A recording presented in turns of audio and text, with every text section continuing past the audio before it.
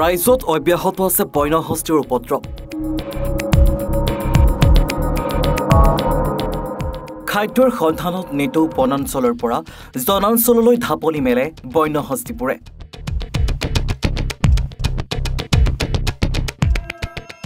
যাৰ ফলত বিগত দিনবোৰতো বহু ক্ষয়ক্ষতি দেখিবলৈ পোৱা গৈছে।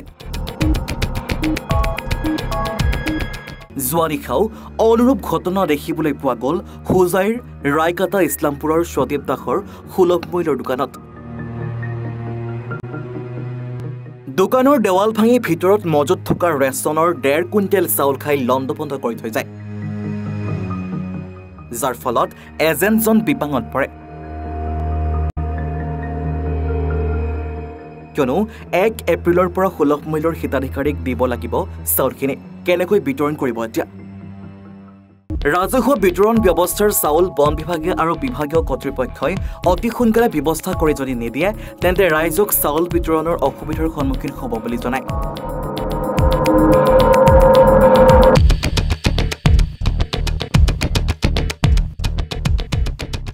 আনহাতে হোজাইৰ ৰায়কাটা ইছলামপুৰৰ ৰায়কাটা কছাৰী গাঁও, কোমোৰাকটা আদি অঞ্চলত বন্যহস্তীৰ উপদ্ৰৱত নিতৌ তাণ্ডৱ চলোৱাত তাৎপাত হেৰুৱাইছে ৰাইজে।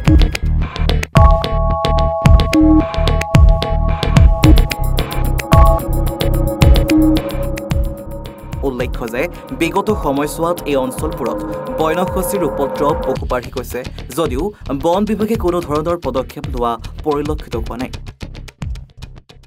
কৰিছে আমি সাৰ নোপোৱাকৈ আহি হাতী আহি আমাৰ এই দেৱালখন ভাঙি পেলাই দিছে। আৰু চাউল আছিলে ইয়াতে।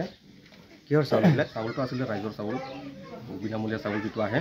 মই নিজে এজন এজেণ্ট হওঁ, গতিকে মই এইভাৱে চিন্তিত হৈ আছোঁ যে চাউলখিনি যেতিয়া শ্বৰ্টেজ হৈ আছে সেইখিনি মই কেনেকৈ যে মানে মেকআপ দিম। কিমানমান চাউল পাইছে আপোনাৰ? চাউল মোটামুটি ধৰক 1 কুইণ্টেলৰ ওপৰত আছে। আৰু গোটেইখিনি চাউল কালি আহি পোৱা নাই, আজিহে আহি পাব বুলি কৈছে। এইকেইদিন মানে হাতীয়ে মানে বিৰাট উৎপাত কৰি আছে। আমাৰ গাঁৱৰ চাৰিওফালে ইফালৰ পৰা সিফালে মানে একদম পুৰা উৎপাত কৰি আছে। ঘটনাটো মানে আজি নহয়, আজি প্ৰায় 2 মাহৰ পৰা আমাৰ এইটো অঞ্চলৰ ৰাইজ মানে ৰাতি টোপনি যাব নোৱাৰে হাতীৰ উৎপাতত। ইমান নষ্ট কৰি আছে আৰু ইমান মানে জুলুম কৰি আছে, মানে আমি বাচি থকা টান হৈ আছে। আমাৰ এনেকুৱা অৱস্থা, ঘৰ ভাঙাই আছে। বন বিভাগতো খবৰ দিয়ে আছোঁ, কেতিয়াবা আহে কেতিয়াবা নাহে। লেঞ্জাৰ ছাৰক কালিও ফোন কৰিছোঁ, ৰিচিভ কৰা নাই। আজিও ৰাতিপুৱা মাৰিছোঁ, ৰিচিভ কৰা নাই আৰু কল বেকো নকৰে। এতিয়া আমাৰ এই দীঘলবাৰী কেম্পৰ এজন আছে, তেখেতে ৰিচিভ কৰে, তেখেত আহি আছে বুলি কৈছে। অলপ আগত কল বেক কৰি কৈছে এই কাহিনী। কালিও আমাৰ এই আমাৰ গাঁৱৰে এজন দাদাৰ তামোল বাৰী ভাঙিছে, তামোল লগা গছ ভাঙিছে কিজানি 100ৰ ওপৰত। আমি বন বিভাগক খবৰ দিয়াৰ পিছত এই আমাৰ দীঘলবাৰী কেম্পৰ এজনেহে আহিছে মাত্ৰ।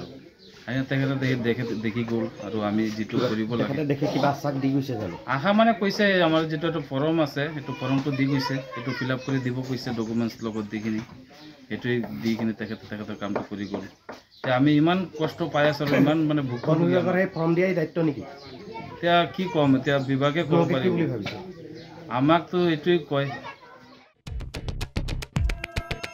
হোজাইৰ পৰা ৰাহুল চৰকাৰৰ ৰিপৰ্ট, এনি ভাৰত 24।